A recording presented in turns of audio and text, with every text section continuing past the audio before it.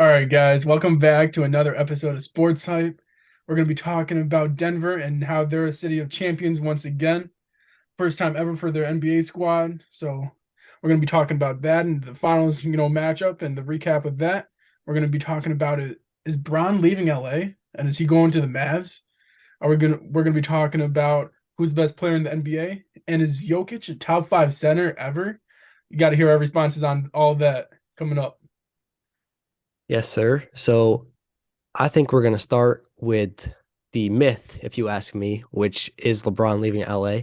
I don't believe he will, but it has been made known that Kyrie Irving has tried to lure him away from LA to come join the Mavericks and him and Luka Doncic. And even as a Lakers fan as a Lakers fan, it's kind of intriguing to want to see that happen because to see that big three would be something else as a basketball fan. For So sure. what is your thoughts on that whole thing and what do you think will happen?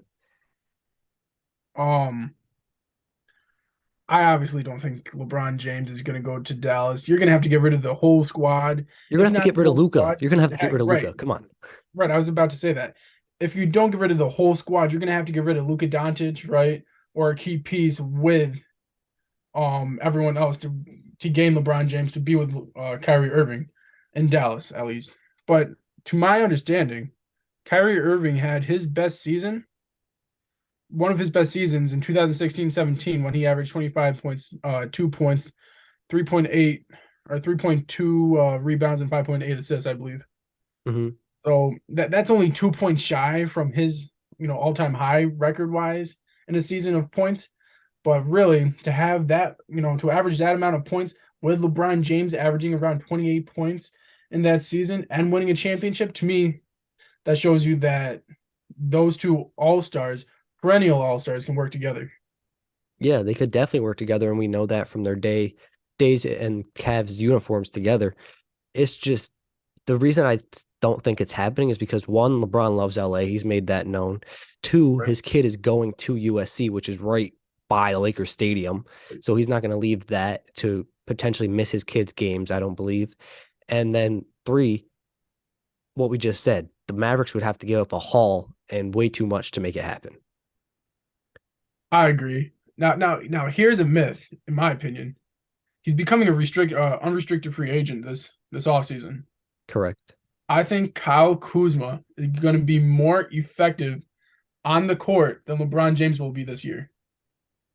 Really? How come? I think Kyle Kuzma is coming into his own. He's becoming a great shooter. Obviously, he's a great shooter. He's becoming a greater basketball player every single year he plays the game, at least off the Lakers, right? So when he's doing that, he goes to the Dallas Mavericks, who needs a number 3 spot, right? You got Luka, you got Kyrie. You can sign Kyle Kuzma. Kyle Kuzma can fit in perfectly at that number 3 spot, and I think he'll just regain his confidence, knowing that he doesn't have to be the number 1 guy like on the Wizards or number 2 guy on the Wizards, right? And he can rely on Kyrie Irving, and he can defer to Luka Doncic when needed, and Kyle Kuzma can fit perfectly and play his role on the Dallas Mavericks. Yeah, I can definitely see that. And it's a lot cheaper than giving up as much as they would have to for LeBron and just be a Exactly. better fit because he's not a ball dominant player like Right. a LeBron James. Right. So we'll see what happens, but I don't believe LeBron James will leave LA. I believe he'll, as I've stated in previous podcasts, I believe he will play one more year and it will be with the Los Angeles Lakers. For sure. And I do expect LeBron James to play 1 or 2 more seasons to fulfill his contract, duties. Then after that, I believe he will retire if he does not play with his son. Yeah, I agree. So moving on to the NBA finals that of course ended this past Monday. Um, the Heat were taken down by the Nuggets in 5 games, as Gio previously predicted on the last podcast after they went up 3-1. So, what is your thoughts on the finals as a whole? I believe there's two different things going on here. You got a team that worked perfectly together, right? And it was in sync the entire playoffs and the entire finals. Then you had a team that relied mostly on their shooting, if not all on their shooting, right, throughout the entire playoffs. And then when their shooting did not work, they were discombobulated, right? They're dysfunctioning as a unit. There was no communication, and that's why their downfall was because they relied on the shooting so much. Yeah, I 100% agree. Obviously, the first 3 rounds.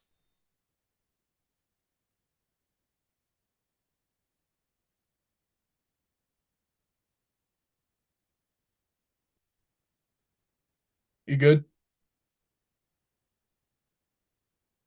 So I believe what my co-host was trying to say is that the Miami Heat did rely on the shootings for the first 3 rounds. They relied on Jimmy Butler to score around 37 points, I believe, in the first round, then 24.7 in the second round, and then in the conference finals, he scored around 24 as well. That's a huge drop, if you ask me, from round one to round two, right? What happened there? Did he get gassed after round one? Obviously, they swept the Bucks, but moving forward, how could the Miami Heat move past Jimmy Butler's struggles and with his scoring wise? Because you obviously know he's going to be a great passer, have some assists, right, to his teammates, get his teammates going. But how could the rest of his team push past his shooting struggles and get them the win? And obviously, they could not do that in the finals. Yeah, sorry about that. There's a little technical difficulties, but yeah, that's basically what I was trying to say is that the team as a whole was shooting perfectly, well, not perfectly, but very well, much better than they were in the regular season, uh, in the first 3 rounds, which is why they got to the finals and in the position they were. But you stated this on previous podcasts. At the end of the day, if you're a bad shooting team for a majority of the season, that could happen again at any time. Right. And unfortunately, that happened for the Heat at the worst time possible with the trophy on the line. And that is the main reason why they ended up losing because they relied on the three ball too much and they didn't get to the rim as much as I think they could have and should have. Exactly. And for me personally, for to understand basketball, right? Everyone's going towards more of a shooting predominantly league, right? But look at the Warriors. They started this whole dynamic of the pure shooters and a pure shooting team. They Mhm. had other weapons as well. They have Andrew Wiggins who's able to get inside. They have Steph Curry who's able to get inside. They have Klay Thompson who's able to shoot the mid-range shot. They have Draymond Green to set up, plays to get an easy look, right? It's not the majority, shooting team. And even if they do shoot, it's off the ball, which you have to look after, where Klay Thompson, Steph Curry do it at the best, where they move without the ball to get that open look. Yeah, for sure. And yeah, going on your point about Jimmy, he did not show up in the finals, obviously. I believe halfway through last series is when his downfall started because I'm not sure what exactly happens, but when the lights get brighter, Jimmy Butler tends to fall off a little bit because this happened in 2020 as well when they lost to the Lakers. He doesn't show up in the finals, and he has a history of not showing up in the past 2 finals that they've been in. And to me, that's the main reason why they've lost both. Well, if you look at it, in round one, he scored 37 points a game against the Bucks, right? And then he scores 27 or 24, I believe, against the Knicks, right? That was round Yeah. two. Yep. And then obviously against the Celtics, he scored 24 as well. So when you move, past, I would say, an injury-riddled team like the Bucks, and then you go to the Knicks, who's um, a crafty and scrappy team, right? And then you go against Boston, who's just a fundamentally sound, great team as well. To me, you can't rely on that one player anymore. You can in the round one, but round two and three, that's where your second option, that's where your third option, that's where your fourth and fifth options and your bench come into play and are a key reason why you move past and hopefully win a championship like the Denver Nuggets did. Yeah, for sure. And obviously the bench and other players did show up against the Celtics. Unfortunately, they did not against the Nuggets, and that's the main reason why they lost because the Nuggets bench was 10 times better than the Heat bench, and the Nuggets role players were just 10 times better than the Heat role players. Right. When you have Aaron Gordon, who I will say is probably the most slept on player on that team, right? To I me, agree. they don't win a championship without him. He's the number one, option on any other team. For him to be a third option on the Nuggets, to be the best defender on the Nuggets, defending the best player on the opposite team, to me, he is the key reason why they won. And for him to be okay with that, right, being the third option, for him to understand his role on that particular squad, That's winning and championship mentality right there, and that is a key reason why they won that championship. Yep, I 100% agree. Um, we've stated this in the previous podcast before the finals even started was that the reason that the Nuggets could have won and did win was because of their size advantage Right. over the Heat. And Aaron Gordon played a big role in that. In game one, he had 27 points and I believe 15 in the first half alone because they had no answer for his size and they had to start Kevin Love in game two because of that. Right, exactly. And let's go because this is my favorite aspect of the game is defense, right? You go defensively, Aaron Gordon's a great defender. Let's look at KCP. I know I've been harping on him to you, but really, KCP is a great defender as well. Bruce Brown's scrappy, he's a great defender. So when you have all these great perimeter defenders, you can't shoot that perimeter shot. You have to go inside. And then when you go inside, you got that Jeff Green, you got that Aaron Gordon, you got that Jokic, all those big bodies in center, right? Where you can't rely just on one guy doing all the work. Yep, for sure. And that takes us to another reason that they ended up losing. Yes, Bam Adebayo did play decent offense, I will say, but he missed some easy bunnies that he should have made in For sure. majority of games, especially game five. And his defense, obviously you can't stop Jokic. You can only hope to contain him. But I feel like his defense was a little bit of lackluster there as well. I would agree, especially when you got that switch on Jamal Murray. There's no reason why. Obviously, Jamal is a talent of his own, but there's no reason being what 6'10", right? When he's 6'3", 6'4", there's no reason why he should score on you, right? No. Because you're just bigger, you're better. Honestly, a great defender as well. So for him to score as many buckets as he did on you, for you to seem like you quit on a defensive job and have him score that easy, I would say that which one was it? When Jamal would go into the paint and probably have that, I think that it was the fader that he always went to Yeah. on Bam. So for him to do that, there's no reason that's not winning mentality right there. Yeah. Obviously the chips just didn't fall right for the Heat, unfortunately. And hopefully for our other co-host Nick Saya, eventually they will get a championship again, hopefully. For sure. Real quick though, I'm sorry about this. I know we got to move on, but No, you're good, bro. real quick, I want to give praise to one individual on the Heat, and that's Kyle Lowry. He showed us winning mentality the entire playoffs. When he was on the court, he was doing every hustle play you can imagine on Jokic defensively, finding the best look on offense, right? Even though they weren't hitting shots, he was still giving you the best look. He was hitting shots, right? So he was giving you the best option of winning, and he was giving you everything on the court in order to win another championship, right? And the other guys just didn't follow him. Yep, which is very unfortunate because it was very obvious that he wanted to go and get that ring for himself and his Right. teammates. For sure. And he already has a ring, so he understands Right. what it takes in order to win a championship. And I think everyone else was just relying on Jimmy Butler, Bam Adebayo, and Kyle Lowry just to win them a championship. When collectively, it takes Struce, it takes Duncan Robinson, Gabe Gabe Vincent, all Vincent. these other guys. Yeah. And as I said, that's the reason they lost. Their role players just didn't show up. Right. But congratulations to the Denver Nuggets, though, for sure. Yeah, for sure. First championship ever, made history. Congratulations to them. And honestly, we'll touch on this later in the podcast, but I could see them going back to back. Oh, for sure. Also, another congratulations to Ish Smith for finally getting his ring after 13 years on, I believe, 13 different teams. And then Jeff Green as well for, toughening it out, I believe, on 11 teams throughout his career. So congratulations to those two guys individually and then collectively as the team. Yep, for sure. Especially after what Jeff Green had went through with open heart surgery. Right, for sure. But sticking with the Heat, what do you think is next for them? I know we've touched on, Dame Lillard being a possibility. Bradley Beal also has Right. become available, so he's been linked to the Heat, other teams as well.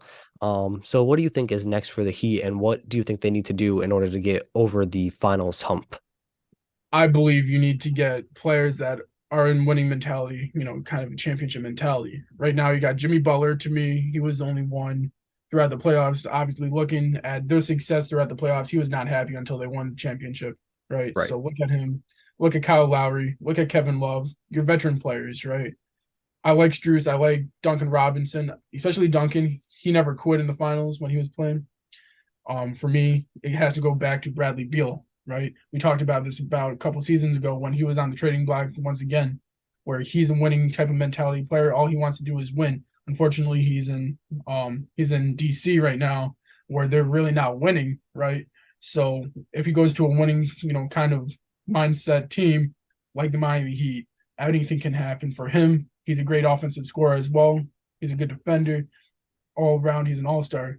So if you added Bradley Beal to that squad, to me, they're already contenders. Yep, I completely agree. I believe Bradley Beal would be a better option than say Damian Lillard or For Kyrie sure. Irving as well because they don't have to pay as much to get Right. Bradley Beal as they would for those other two. Right. Yes, they do need a point guard, but I feel like Bradley Beal and Jimmy Butler could control the pace of the offense by themselves. They don't really For need a sure. true point guard. You So got I Kyle Lowry, right? exact if he comes back, right. He comes back. Yeah, And I feel like they would be just fine with Bradley Beal because I feel like he's a perfect fit for that Miami culture. As you said, he wants to win. So he would come in and do whatever it takes to help himself and the team win.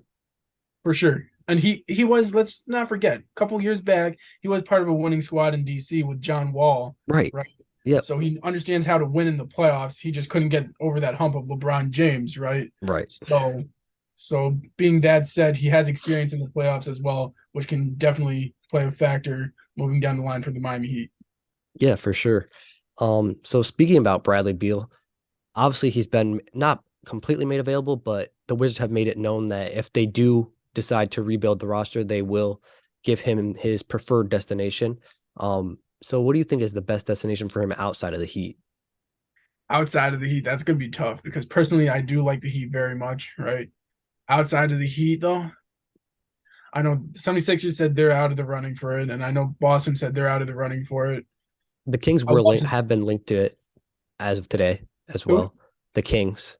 Yeah, I know the Kings. They want him. To me, it's got to be LA.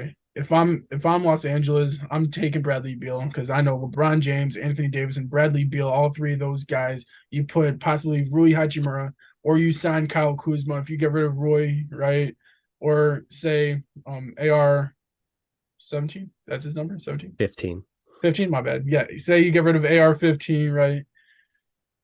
You bring in, Bradley Beal, great scorer. That can be your number one option if Anthony Davis ends, his every other game, right? In the playoffs. You can rely on Bradley Beal instead of LeBron James because of how old he is, right? And how much miles he's put on his legs. So really, Bradley Beal would be a great option for you guys.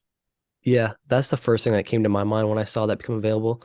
One, because he's been linked to us before, and I feel like it'd be a great fit. And two, because the Lakers and Wizards have traded with each other multiple times in the past, and it's worked out Right. for the Lakers multiple times, outside of Russell Westbrook, of course. But Rui Hachimura, most Right. recent, worked out very well. For And I sure. believe that they could trade for Bradley Beal and find a way to keep Austin Reeves as well as Rui Hachimura if they work the contracts like financially correct.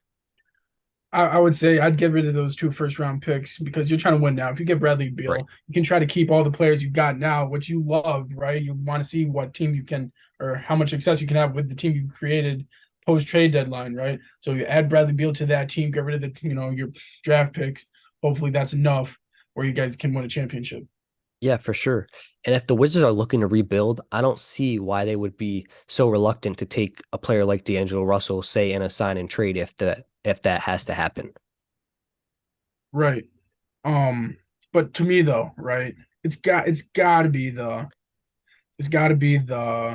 Miami Heat, right? To me, that's the best trade for Bradley Beal. When you look at it, what can possibly happen, right? The Wizards received Tyler Hero, Duncan Robinson, and a 2028 top 10 protected first, right? To me, that's enough where you can say, hey, we keep a lot of our guys. We keep Struz, we keep Gabe Vincent, right? Those are our two main shooters, anyways. Yes, we lose Tyler Hero, but really, we know we can win in the playoffs without him because he was hurt for the majority of the playoffs. Duncan Robinson, we barely played him until the finals, right? So in reality, if you want to win, you can still win that trade, receiving Bradley Beal, getting rid of Tyler Hero and Duncan Robinson. Yeah, for sure. I also believe the Heat is the best destination uh, for Bradley Beal and just the best option for the Wizards because of what you just said. They can get as much back as they can. And I don't believe any other team would be able to offer that much because, say, the Kings, they want to keep their core together. The Lakers, they want to keep their core together. I don't believe the Heat would want to keep their core completely together because they're trying to get over that finals hump. Right. I think you can keep Bam Adebayo the way he is, right? Right. You had Bradley Beal, you have Jimmy Butler, right? You have the majority of those other guys on your team still, right? That's winning, that's a winning squad right there because you have that extra force offensively, right? You already have the defense because that's championship mentality in the Miami Heat. That's what they bring to the table every time. But offensively, that's where Bradley Beal comes into play, and that's who can put you over the hump to win a championship. Yeah, for sure. Because if they, let's say they did have Bradley Beal against the Nuggets, all those games that Jimmy Butler had off, which was basically all of them, Bradley Beal would have had at least 25 to 30, which who knows what might have been enough to get the Heat the trophy. For sure, right? Because he's a first or a second option, right? So when you can rely on him instead of Jimmy Butler or Bam Adebayo, that's perfect for you as the Miami Heat. Yeah, and all those guys missing shots, that would have been Bradley Beal knocking those down. Come on, he's not going to Right. miss wide open shots like Max Strus was. Exactly. He's an all-star, right? All those other guys on the Nuggets, they're great. They're good enough where they can make open shots. The Miami Heat guys, they're 4 or 5 undrafted players on there. Yes, they're great the majority of the time, but can you really, really rely on them when the lights are shining the brightest? And that's obviously a no. Right. So here's another team, another sleeper team, real quick. The New York Knicks. There's two tradable players. I know we don't have it on our list, but Zion Williamson could be traded to the New York Knicks. Then you got Bradley Beal. This is a lot that the Knicks have to give up. They got to give up Evan Fournier, Mitchell Robinson, Derrick Rose to be exercised, right?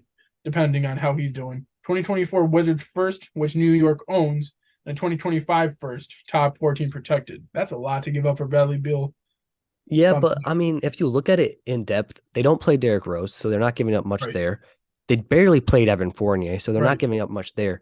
The three things that I'm looking at are the picks because you want those picks if you're still trying to right, build the championship team. for sure. And And they're so young still, so right, exactly. And Mitchell Robinson because he's a defensive anchor for that team.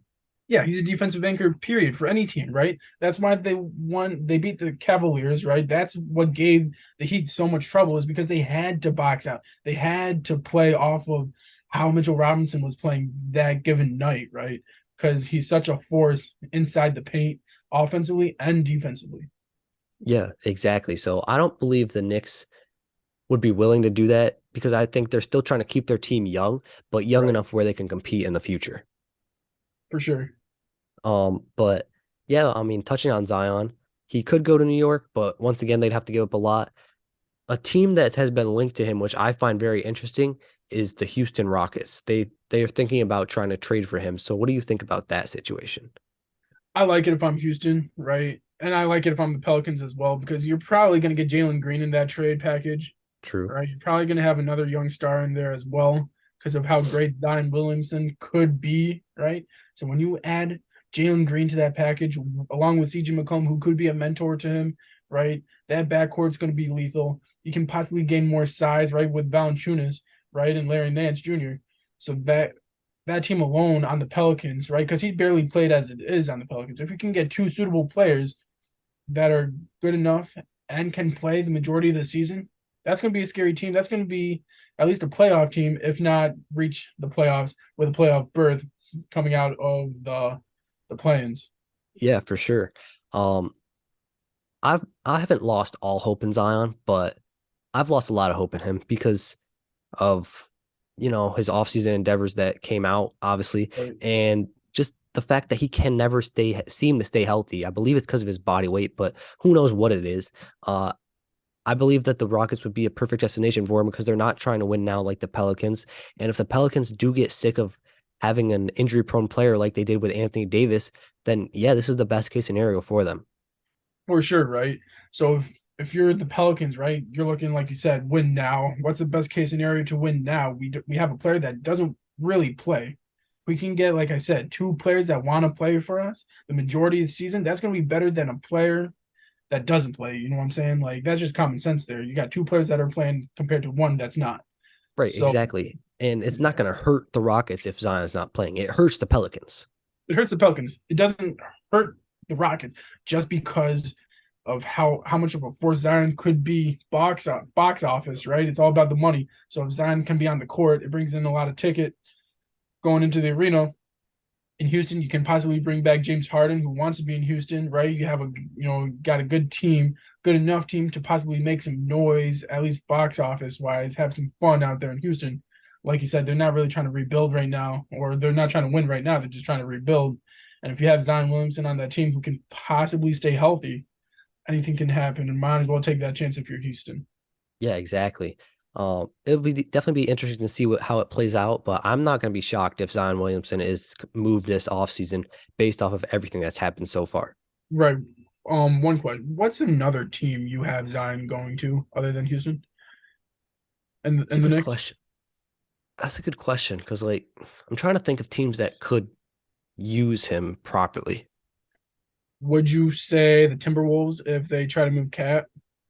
I I could see that if they do want to move Cat and they, offer Cat for Zion, it Right. wouldn't be the worst move. I was just curious because that's the only other possibility. I think every other team's pretty solid. They love Yeah, their but the thing team. is that They're with the building for. Timberwolves too, though, is that they're trying to win. So, like, do they want Right. an injury-prone player?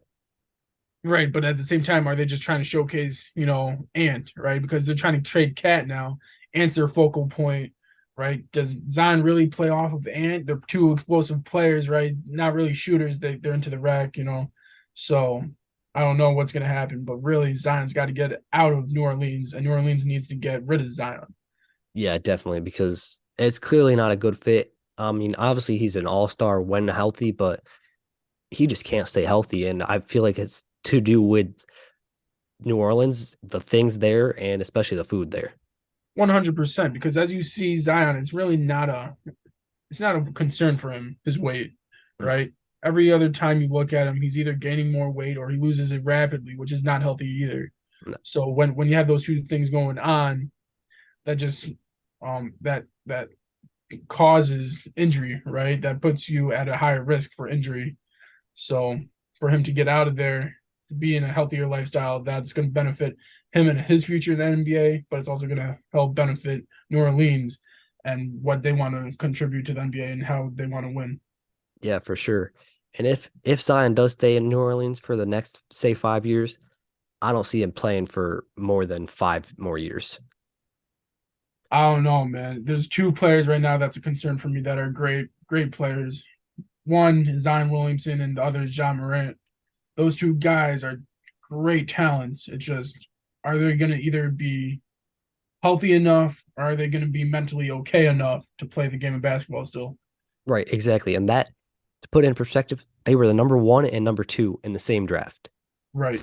So I don't know, but that was supposed to be the future of the NBA, and it's looking like the other players in that draft class will be the future instead, as of right now. For sure. But moving back to the Denver Nuggets, so we do both agree that they do have a window, championship window, and it's wide open as long as they have Jokic, Yep. and we do think they can go back to back. So what do you think they have to do in order to make sure that they have a chance to go back to back for next season? I think they have to stay hungry. Number one, it's hunger. Obviously, they just won a championship, so they're going to be celebrating all the way through until the first game of the season. Jokic, I think he'll still be hungry. I'm not sure about Jamal Murray. We got to see about him. He's a great player in the playoffs, and he was so hungry to win a championship. He did everything the team needed him to do. Aaron Gordon, is he going to stay with them? KCP, or how are these role players going to be? Bruce Brown, are they going to be the same as they did this postseason, or are they going to fall off like some other role players have done in the past? Yeah, I agree. I believe they have to keep their core together because to me, the core was just as important as Nikola Jokic and Jamal Murray. For If sure. they don't win this championship without Contavious Caldwell Pope, without Right, Bruce Brown, without right, Christian Brown, without right. Aaron Gordon, etc., the list goes on. They have to keep their core together, and if they are able to keep a majority of their core together, I won't be surprised if they're in the same position next year. I think it is a scary thing if you're another team because Christian Brown, right? Or He's a Braun, rookie. how Jeff Van Gundy Yeah, wants to, what? say Yeah, it, he's right? a rookie. He's a rookie, man. Right, right. So he's on that rookie contract. So they're gonna keep him, obviously. If Christian can develop into a key role player as he showed us he can be in the finals, I think this team's going to be scarier than this year, to be honest. Yeah. I believe that every West team needs to look at the Nuggets with fear and drastically improve their roster in order to try to take them down for next year. Right. I think you have to build up upon size, just like LA was gonna say that they're gonna try to do get a Brook Lopez or someone of that nature, right? So if you can build upon size, have good shooting, you have a good shot of beating the Nuggets. It's just the Nuggets are so great shooting wise, they're so great with size, right? And they're a great team, oriented. They're a great team oriented team, right? Where they're thinking about the player next to them instead of their own individual stats, and they'll pass it off any point in time and throughout the game. Yep, exactly.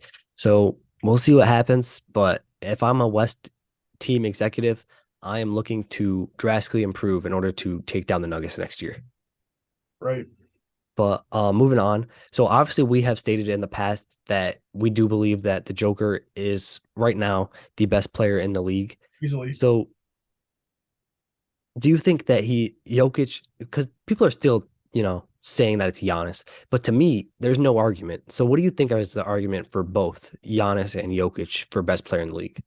I can see Giannis because he had the MVP, right? He had Finals MVP and he had Defensive Player of the Year, I believe, all in the same year. He had two Defensive Right. Player of the Years, I believe, two or no, one Defensive Player of the Year, two MVPs, one Finals MVP, right?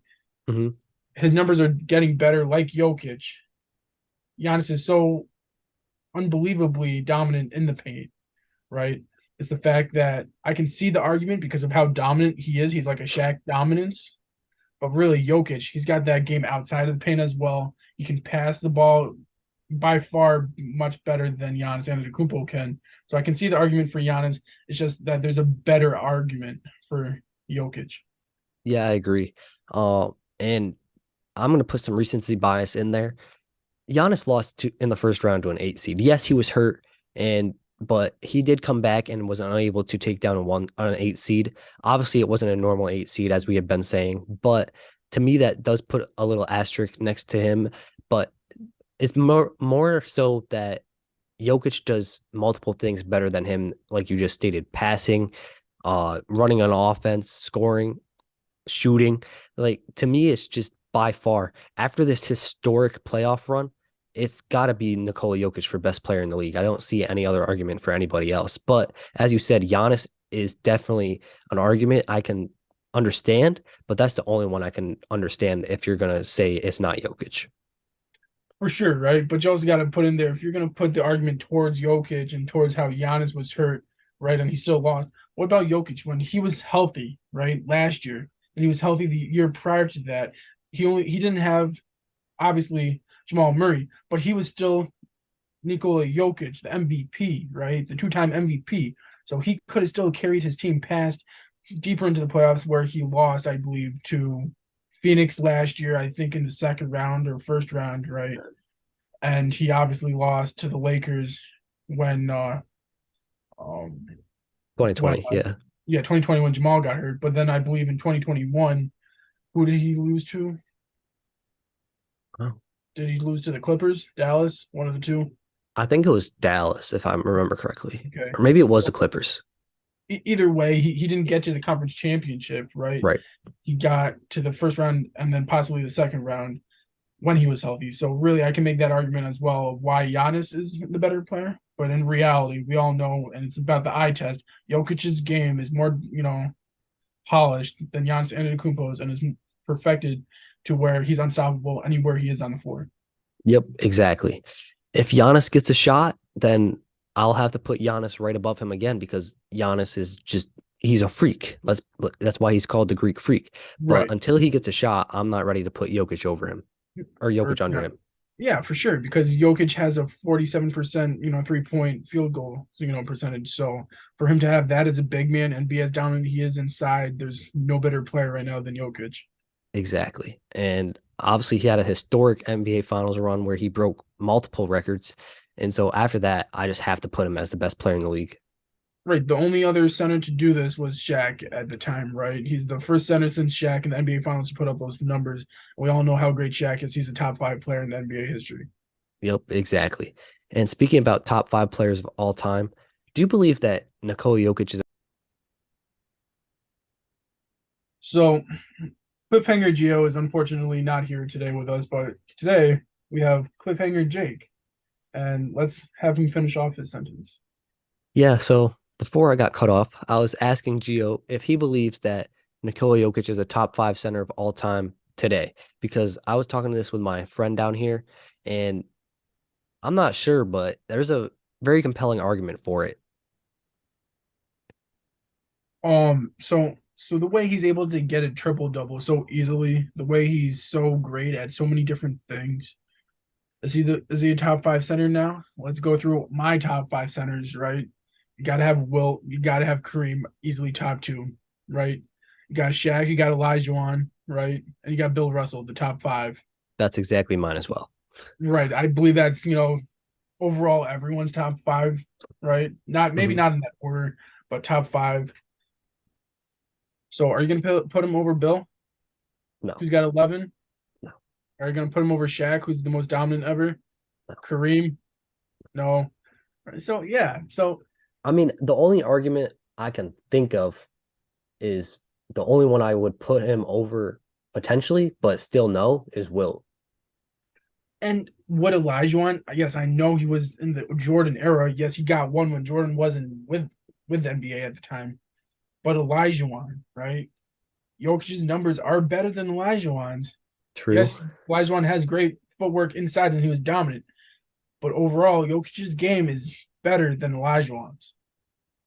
Yeah, that is true. Those are the only two arguments I can see. But going back to Elijah, I mean, he had a historically uh playoff run of his own before, and where he set records just like Jokic just did. And that's a reason I'm not ready to put Jokic over him yet.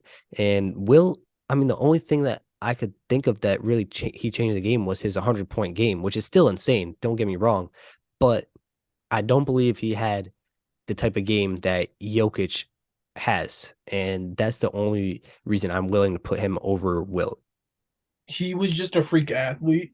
I believe if the 3 point line was implemented, sooner than what it was, I think he would have got it. He would have developed a 3 point shot as well. Honestly, he was just that freak of an athlete, like Giannis Antetokounmpo.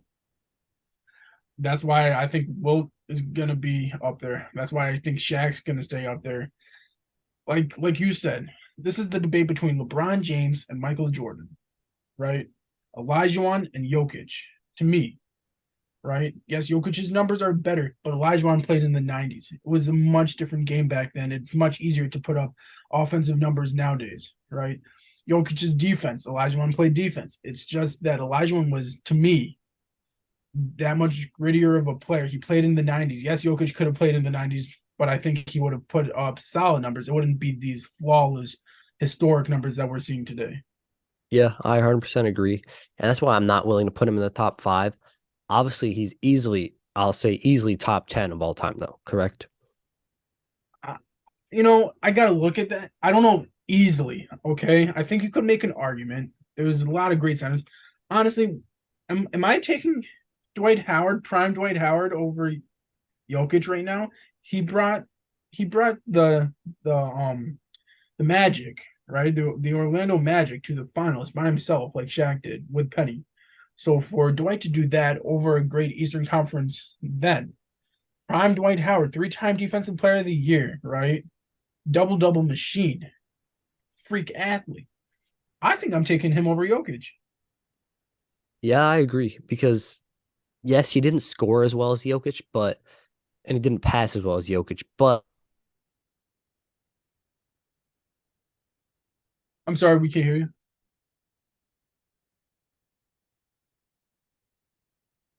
But right, so this is what comes down to the eye test. We were able to watch prime Dwight Howard and understand what his game was about, right? So Dwight Howard, he was just that much more dominant in his era, right? In his prime, where you got Jokic being the same dominance, but it's two different ways, right? And can you stop Jokic? I don't think you can, but could you stop Dwight Howard? I just think there was nothing you could do to prime Dwight Howard, and that's why he was so dominant, right? They were saying he was going to be the next Shaq, right? Obviously, he didn't have the career to withstand Shaq, right? But his prime is no doubt one of the greatest primes in history of basketball. Yeah, for sure. Yes, he didn't score as well as Jokic, and he didn't pass as well as Jokic, but he was more dominant than Jokic, if that For makes sure. sense. For Because sure. if It's you just give eye it to test. yeah, if you give it to Jokic in the paint, he'll shoot over you. The White Right. Howard doesn't care who's there. He's backing you Nah. down and dunking over Right. you. So Right. Anytime. Shaq, same story. Hakeem, Right. same story. So that's Right. why I'm not.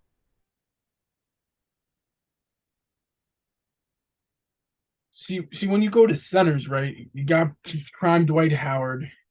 You got I would even say Robinson on the Spurs, right? Was he even? I think his prime, he was that great as well. When you look at centers as well, you got to look at some of the other greats of the time period. Are you going to put him over to me?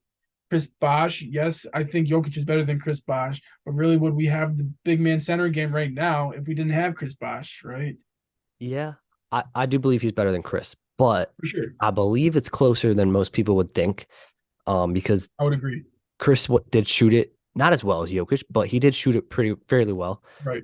He played very good defense, and It's just the passing. yeah, the passing exactly. But going back to the White, it, Jokic isn't as dominant as the majority of the centers that we have over him. Mhm. Um, but Dwight played in a different game than Jokic does. If I believe Right. if Dwight played in today's game, which he has technically, but he didn't, not prime His Dwight Howard. prime. We're talking Right. about prime.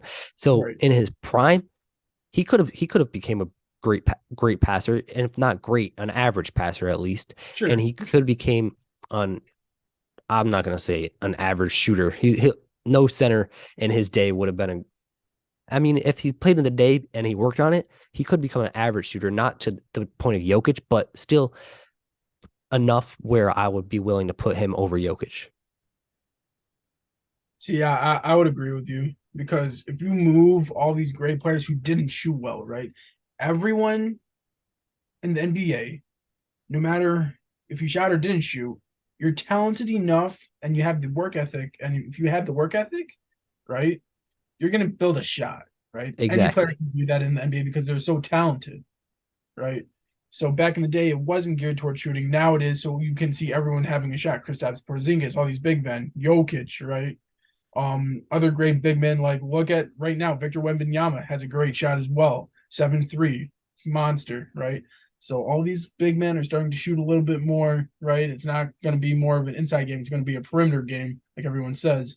And you look at it, I think any other center in the past could do the same thing nowadays. Nowadays, Yeah, I 100% agree.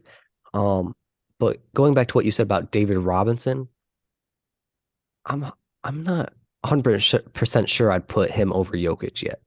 see, I don't know. Just the prime. If we're going based off of prime, yes, I think Jokic still has a lot more, and he's gonna have a longer prime. But to me, it's all about the peak of the prime, right?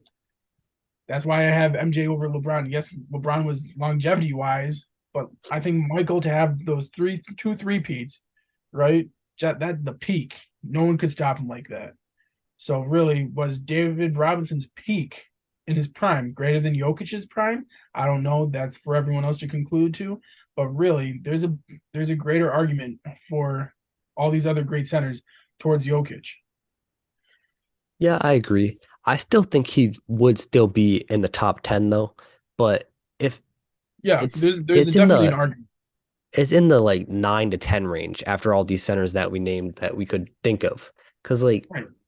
there's others that we're not thinking of right now, obviously. Exactly. And Right. there's an argument for him to be top 10. At the end of his career, he could arguably be top five. We'll have to wait and see how many more rings he gets, MVPs, etc. But as of right now, I'm willing to put him in the top 10 conversation, not the top five. Exactly.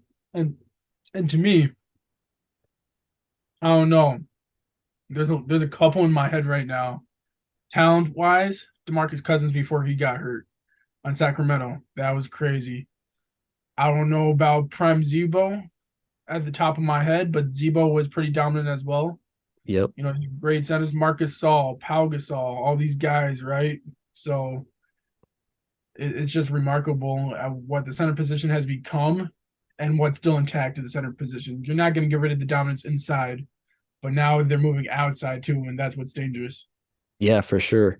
It's definitely very fun to watch the game elaborate like over the years.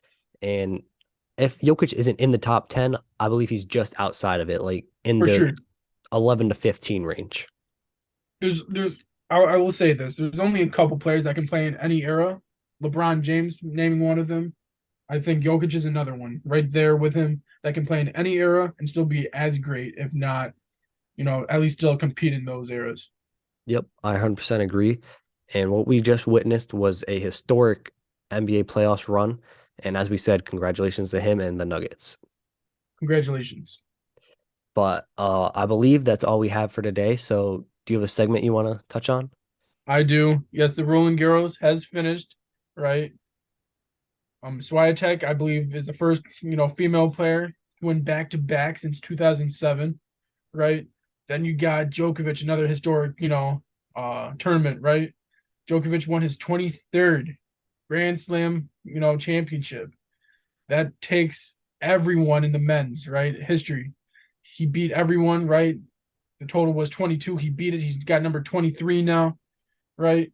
So behind him, you got Rafa Nadal, right? You got Roger Federer and a couple other greats I'm not naming at the moment. But with that being said, Novak Djokovic, he's got the he's got the record now of the most Grand Slam finals championships. So congratulations to Novak Djokovic. Yeah, that's awesome. Congratulations to him. It's been very quiet in the video game world, so I don't have much to touch on there. So we'll see y'all in the next one. And if you guys do disagree with anything that we stated in this video, with the rankings or Jokic being the best player in the league, whatever, leave a comment below, and we'll be very happy to debate you on it and hear your thoughts. For sure. So just like Jake said, make sure you guys leave that comment if you guys disagree on anything. Make sure you guys give that thumbs up, right? Hit that thumbs up button below. If you guys like this, podcast, make sure you guys, if you guys aren't already, subscribe to this podcast, and we'll see y'all on the next one. Peace. Peace.